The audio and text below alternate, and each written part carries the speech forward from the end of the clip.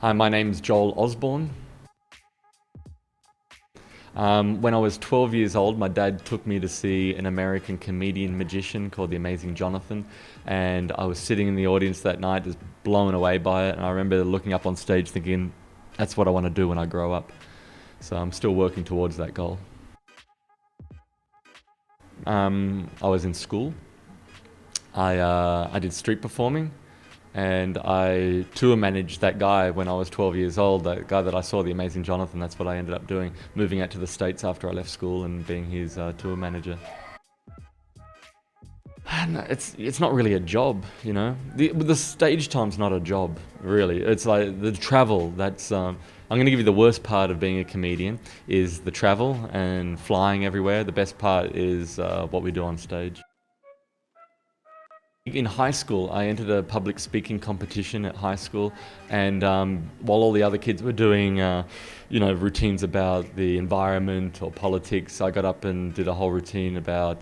They didn't even call it routines; they were just doing, a speech. But I treated it like a routine, like a stand-up routine, and so I did it about the anxiety of wombats, and it was very well received.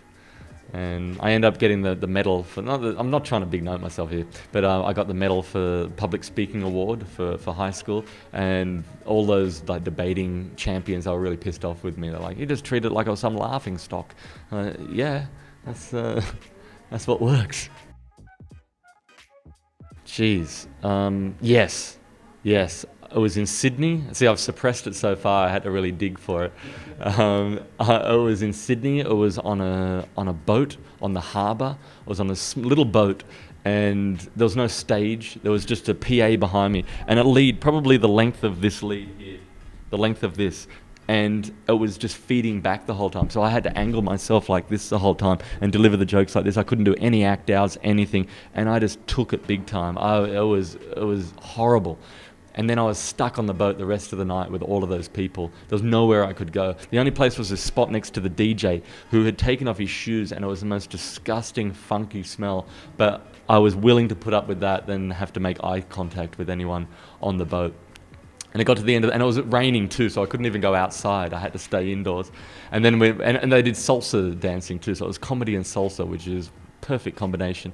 And when we were going back into Darling Harbour in Sydney, and I was like waiting back, and everyone's just waiting, and it's pouring rain. They just put on the final song of the night that goes, "I had the time of my life," and there's people on there thinking, "Yeah, I think we did it. Besides the comedy, it was the time of our life."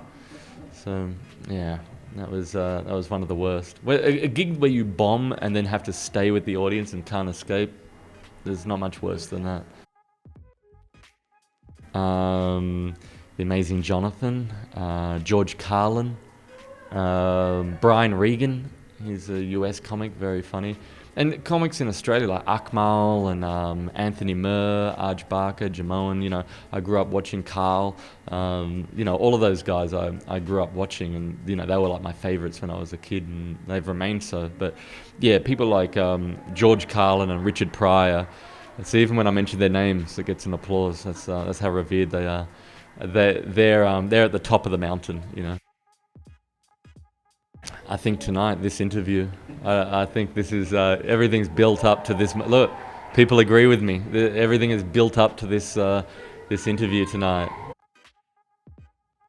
I don't know, people seem to be. I know it's probably the typical answer. People seem to be a lot more politically correct in terms of the audience mindset now, but I don't know, I just think funny's funny. Like if it gets a laugh and it's got some creative merit behind it, I think I don't know if it has changed that much. Like in terms of